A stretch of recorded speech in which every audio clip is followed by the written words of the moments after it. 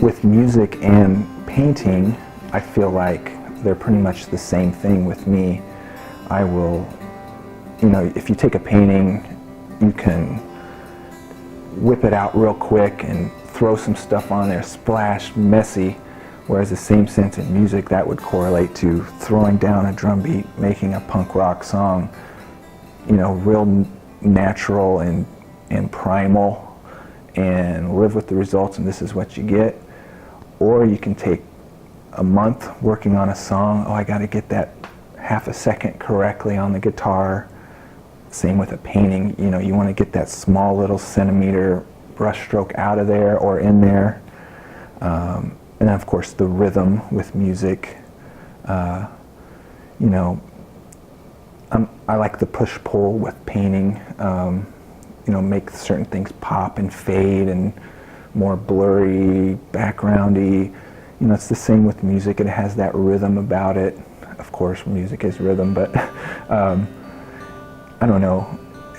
You know, with both things I do, I get a sense of just kind of getting lost within the process. Yeah. I'm William Butler, and I am originally from Peoria, Illinois, and actually I grew up in Bartonville, Illinois, and I live in Peoria now, and I've been living there for some time, since 1994.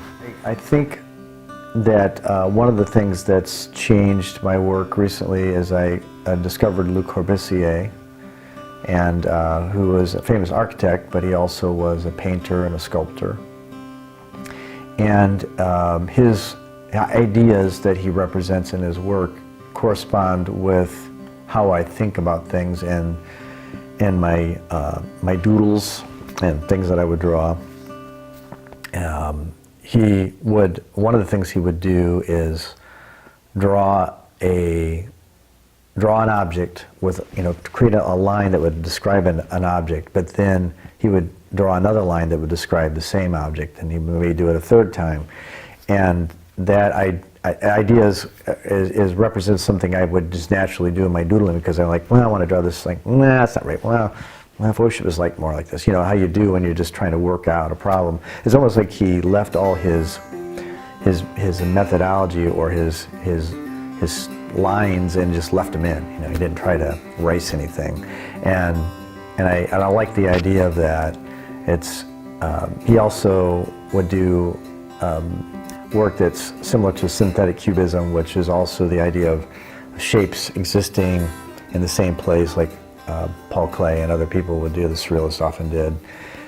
So I liked his style of synthetic cubism, and I started to try to do some things that he was doing, like, you know, the multiple lines, and also going a little more subtle and more flat, and also away from creating creatures per se, and more focusing on shapes. Because usually that's what I would start with anyway. I start out with finding an interesting shape, and then I would do more things with it to make it look three-dimensional.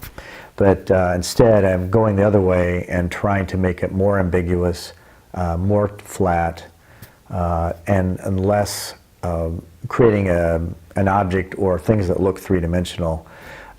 More and more trying to fool the eye, more and more trying to confuse the viewer as to what's in front and what's in back and what is this. You know, trying to almost foil them when they ask the question, what is it? It's like, I'm going to even make it harder for you to figure it out, because it's even not even something that is even recognizable as much. So it's more design oriented, I think, because of that. I really enjoy when people see my pieces and then see something that I didn't see. I mean, I guess I always want someone to get something from it. A laugh is always the best thing. Sense of humor has always been important to me, and a lively reaction is always. Kids are always really great. They kind of see things and have names for things that I never would have thought of. But to me, that's part of it. That's why I like to make it abstract, is because it encourages as many different interpretations as possible, as long as there's some interpretation.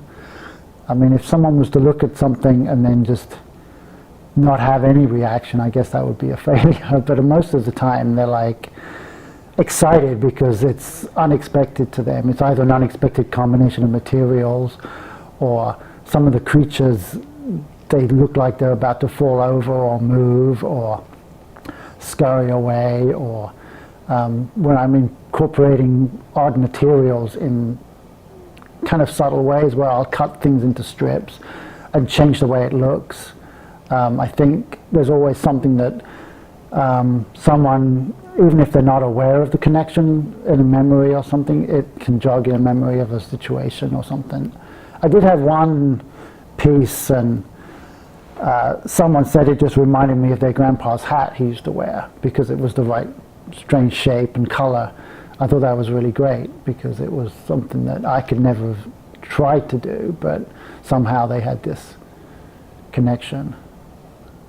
Yeah, I like to try to keep the themes in my work very simple, I think, in a way. I'm making sculptures that have a sense of life or a sense of humor, or they have, it's something that might jog your memory of something, or pieces that kind of have a personality where one may be sitting in a corner hiding from everybody and another one's really extravagant and saying, look at me, look at me.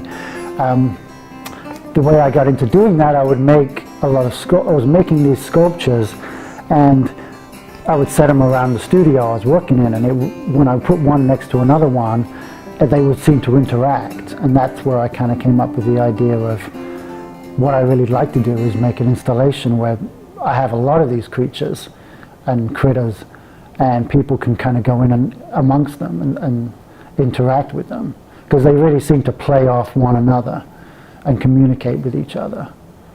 So that's one of the things I like to try and draw out of these inanimate parts, that I can suddenly put them together and all of a sudden there's a thing that seems to have a life force. That's what I'm kind of interested in. Yeah, the reason it's important to me to show at the McLean County Arts Center, it's definitely a staple in the county and in the city. I've done the Spring Bloom, the Sugar Creek Arts Festival, the Holiday Treasures things where you put a couple paintings in, and it seems like this is the hallmark for art in McLean County overall.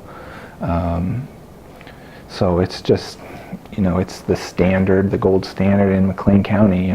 It's not going to open up. It doesn't seem like it's going to close in a month. Like some pop-up galleries come around, and you get a sense it's not going to be there. But this is just solid as a rock here, and it seems like it's going to be around as long as McLean County's around.